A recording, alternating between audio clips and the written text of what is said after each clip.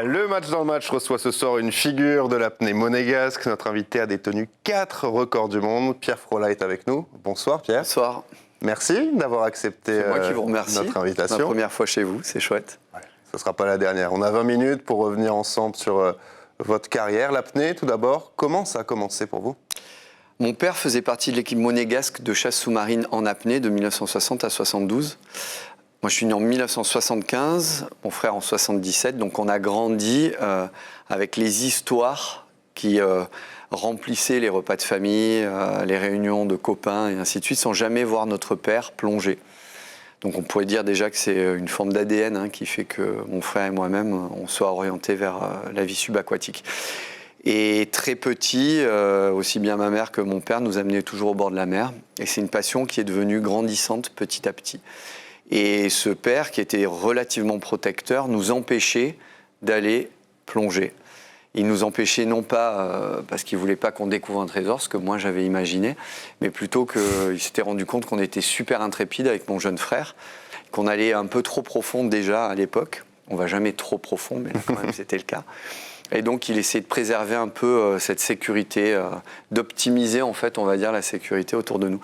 Et donc je me suis mis dans la tête qu'il nous cachait quelque chose, parce qu'on sait très bien que les adultes mentent toujours, surtout aux enfants, parce que tout le monde ment, encore plus les adultes et les parents aux enfants. Et donc je me suis mis dans la tête qu'il cachait quelque chose, qu'il y avait un truc qu'il avait découvert au fond de la mer. Et donc on séchait les cours avec mon frère pour aller plonger. Il a raté sa communion, parce que je l'ai amené à la mer pêcher des poulpes et des sards, plutôt que de l'amener à la réunion de religieuse, on va dire. Et puis voilà, c'est quelque chose qui est venu comme ça petit à petit.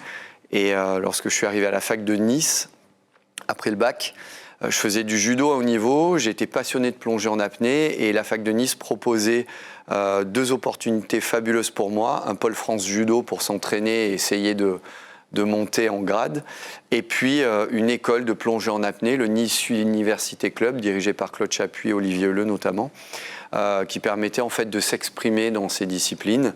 Et puis la passion a pris le dessus et je suis devenu d'abord prof de plongée en apnée et ensuite j'ai fait carrière.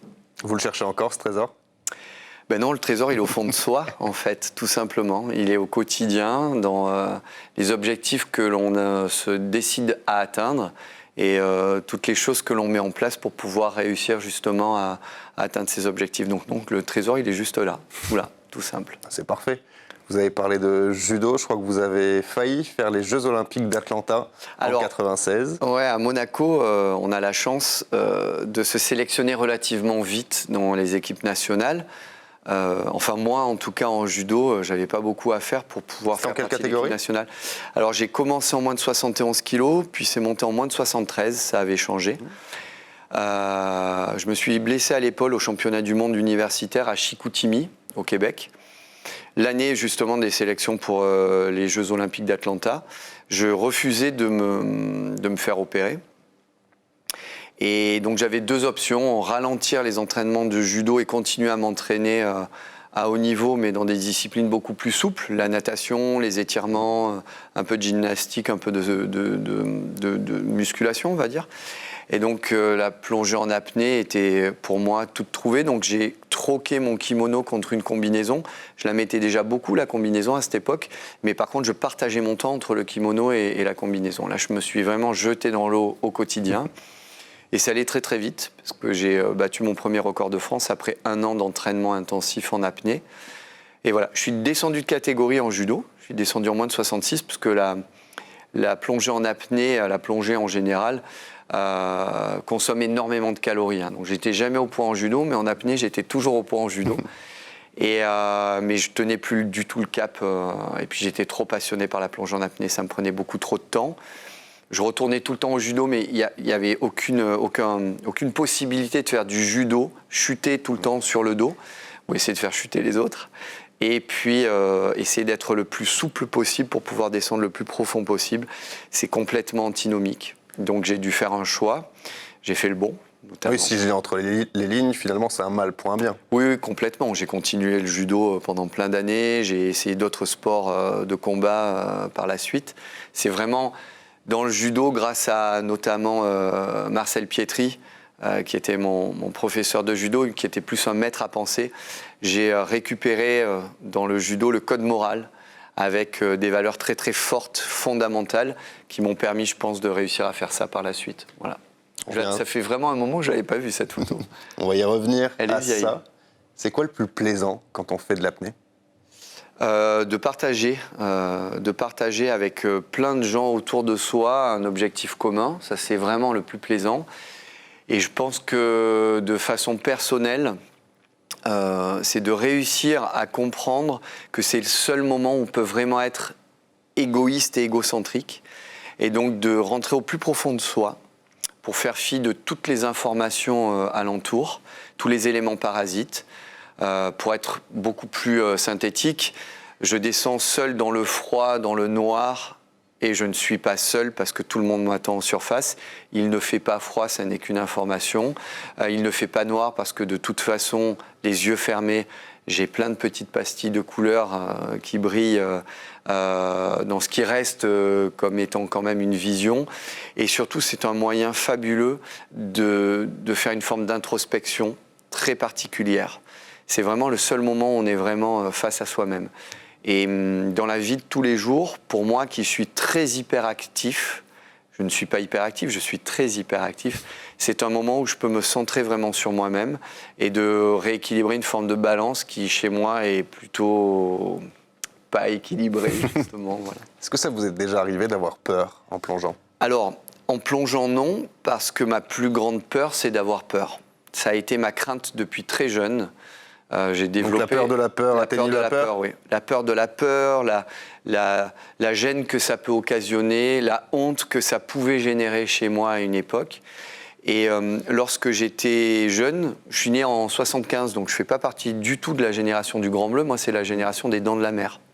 Les Dents de la Mer, un requin énorme qui dévore des gens dans la mer.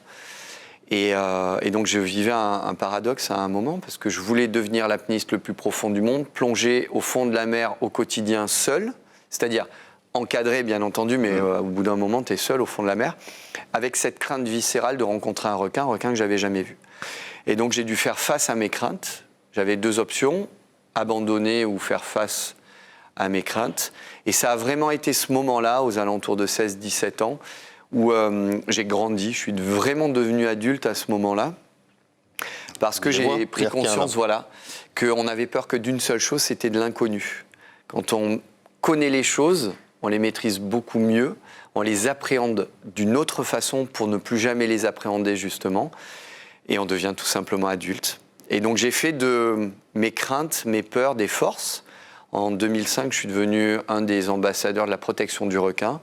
Je me suis mis aux côtés de Frédéric Buil au moment de ma reconversion d'athlète de haut niveau dans la protection des requins. Et donc à partir de 2005, le jeu, c'était d'aller nager avec tous les requins des océans du monde entier, me mettre en scène avec eux in naturanibus, comme on disait à l'époque, c'est-à-dire une petite combinaison, des palmes, un masque, rien, aucun artifice, pour que les gens finalement s'identifient à moi, puisque c'est très accessible d'évoluer entre 0 et 10-12 mètres face à ces grands animaux, leur montrer qu'il ne se passait strictement rien, comme sur ces images-là, et donc leur faire prendre conscience que les grands prédateurs, s'ils sont des grands prédateurs, il faut les considérer comme tels, sont surtout partie intégrante d'une espèce qui est menacée et non menaçante. Et ça a été toute ma reconversion donc à partir de 2005 et ça a été ma nouvelle vie en fait, tout simplement. On voit des vidéos tournées depuis tout à l'heure, parfois elles sont très sombres. Qu'est-ce qu'on ressent quand l'on est à de telles profondeurs ? La plénitude, une forme d'harmonie, de plénitude. On se sent petit, grand ? Alors on se sent à sa place, c'est-à-dire qu'on est tout petit. Il y a une forme quand même d'humilité à acquérir pour pouvoir rentrer dans l'océan et aller face à ces animaux. Et donc ça nécessite un vrai regard, enfin un regard vraiment très honnête vis-à-vis de soi-même. Donc, parce qu'on n'a pas le droit de tricher, on ne peut pas tricher avec les activités de pleine nature, on ne peut pas tricher avec les animaux sauvages, et donc on n'a plus le droit de tricher avec soi-même. Donc il faut vraiment être super honnête. Et donc on est relativement fiers, tout simplement. On est fiers d'avoir pu passer autant de temps au fond de la mer pour pouvoir partager un moment avec ces animaux. On est fiers d'avoir pu à un moment se poser et les intéresser assez pour qu'ils viennent à notre contact. On est intrigué de comprendre leur comportement. Et on est toujours super intéressé de pouvoir à un moment interagir. L'interaction, c'est quelque chose de primordial dans la relation humaine, bien entendu, dans la société. L'échange, donc l'interaction profonde. Et avec les animaux sauvages, c'est quelque chose de super intéressant parce qu'il va falloir mêler l'intrigue, l'aventure, le courage, l'honnêteté, l'humilité, bien entendu, l'engagement. Un requin blanc, c'est quand même un requin blanc. Et attiser la curiosité de cet animal qui, à un moment, va venir tout simplement parce qu'il ne se sent pas menacé. Il a compris qu'on n'était pas forcément comestible, du moins au début de la rencontre. Et on va l'intriguer, il va venir autour de nous, on va le laisser venir, on ne va pas motiver, du moins on ne va pas provoquer la chose, on va juste la motiver. Et finalement, ce sont eux qui viennent à nous. Et c'est là où on est super fiers parce qu'on a compris les éléments de langage. Comment est-ce qu'on se prépare à plonger à plus de 100 mètres? Quand on dit 100 mètres, pour le commun des mortels, c'est impensable. Comment est-ce qu'on se prépare à la fois mentalement et physiquement? Comme quelqu'un qui se prépare pour un Ironman en triathlon. Il faut s'entraîner 4 à 6 heures par jour, 5, 6, des fois même 7 fois par semaine. 7, c'est un peu beaucoup quand même. Il faut énormément se reposer. Donc pour un hyperactif, c'est très compliqué. Il faut bien s'alimenter. Pour un gourmand comme moi, c'est très compliqué. Ben oui, mais c'est parce que je fais toujours beaucoup de sport. Il faut se poser énormément de questions. La clé dans la plongée en apnée, c'est-à-dire ces disciplines que l'on qualifie un peu d'extrêmes, c'est de prendre conscience que lorsqu'un athlète a un objectif à atteindre, il perd toute objectivité dans la quête de son objectif. Donc il faut que les clés de sa réussite, il les donne à quelqu'un d'autre.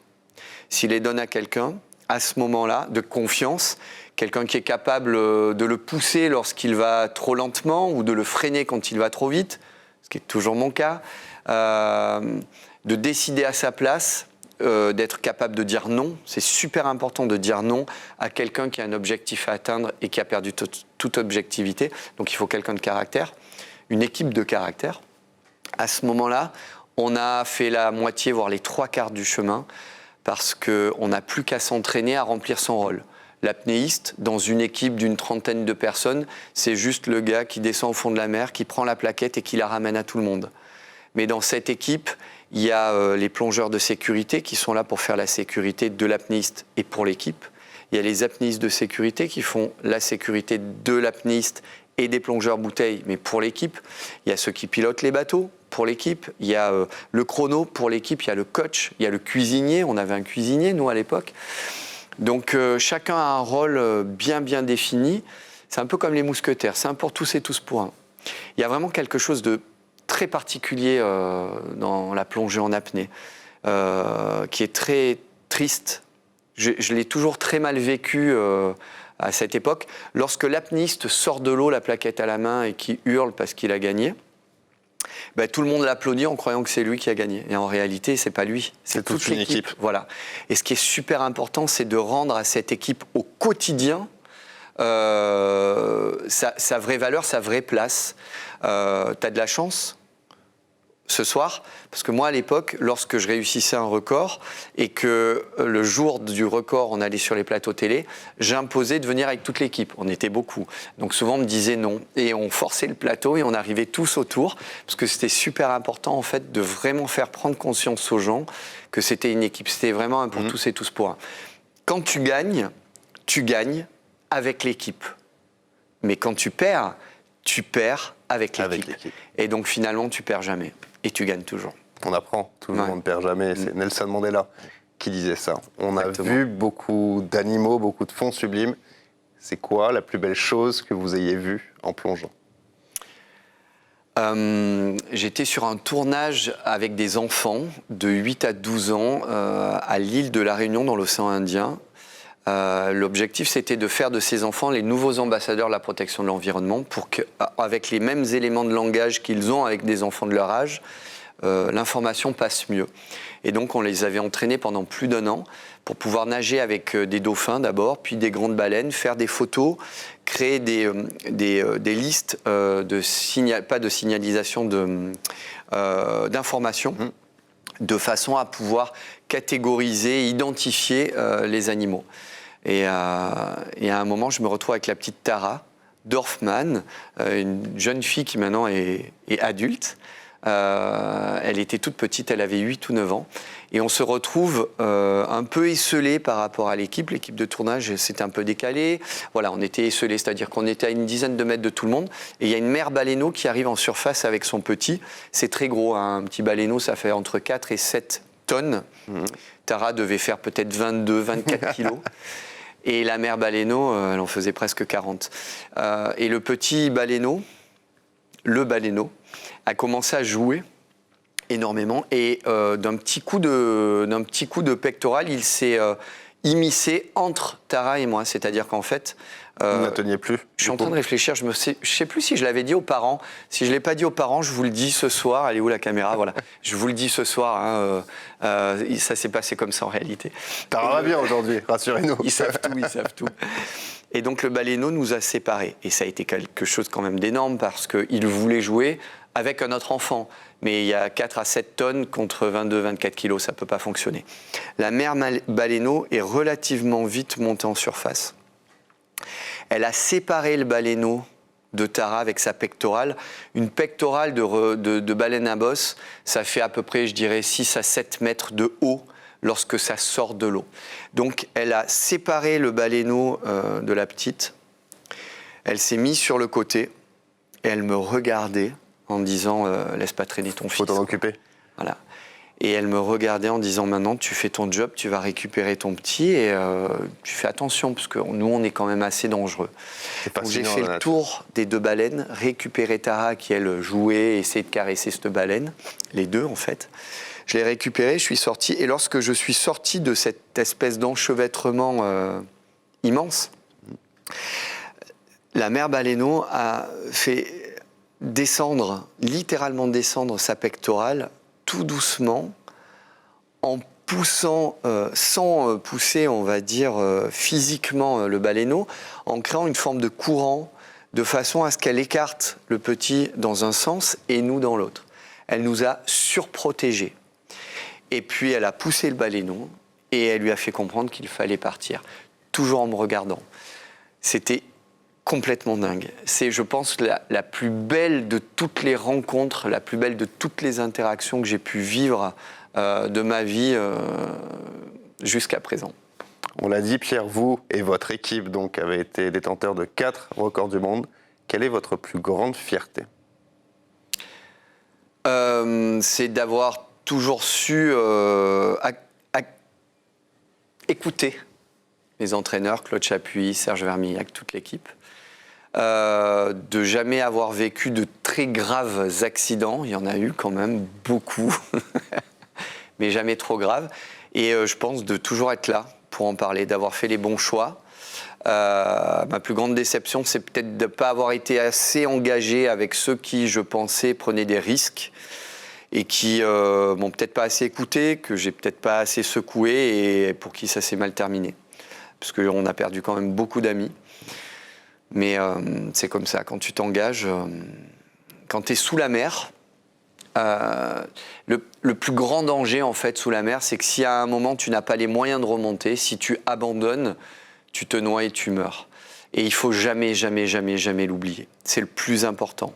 Ne serait-ce que par préservation de ta famille, de ton équipe, de ton devenir, et surtout pour l'image de cette activité qui est très belle, qui est un vecteur de valeurs très très fortes.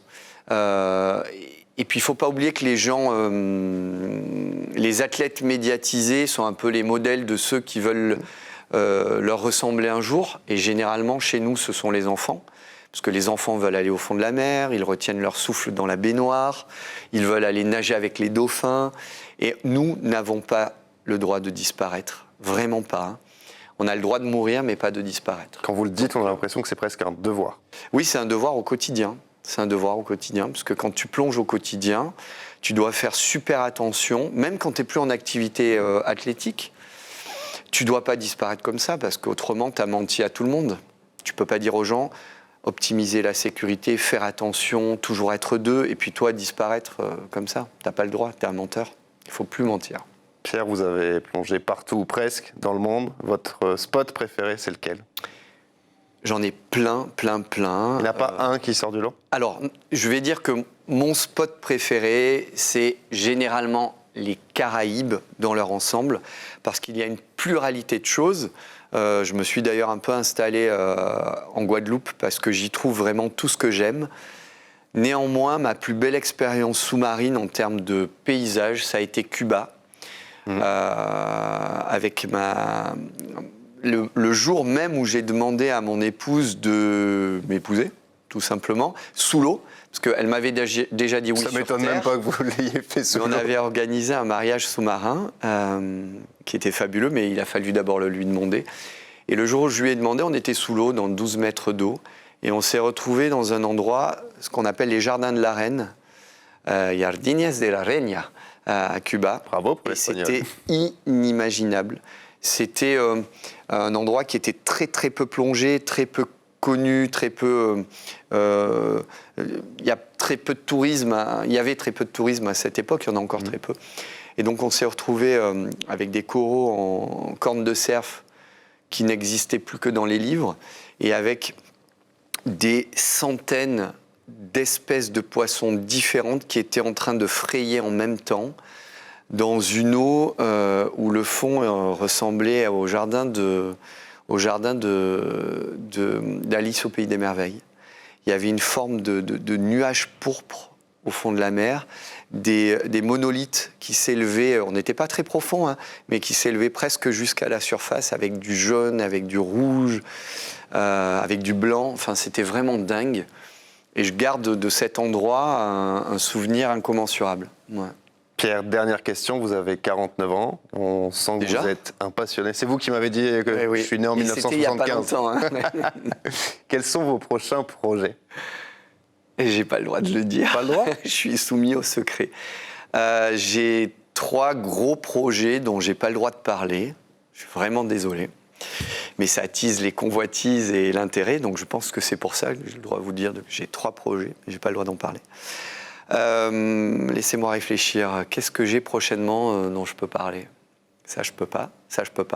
Bon, je peux juste vous dire que je pars dans quelques jours dans les Caraïbes pour une expédition relativement simple avec des animaux avec des dents pointues.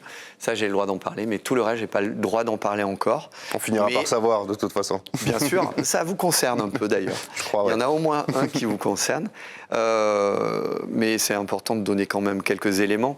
Ça parle d'animaux, mais il y a aussi des animaux sur Terre. Voilà. Très bien, on suivra ça avec attention. Pierre, merci. Merci à vous. De nous avoir accordé un peu de votre temps, on suivra tout ça de très près. Merci avec de m'avoir attendu parce que j'ai mis du temps à pas de arriver problème, c'est jusque-là. compliqué la circulation à Monaco, on sait. Et merci à vous de nous avoir suivis. Tout de suite, la météo avec TV Monaco. Salut.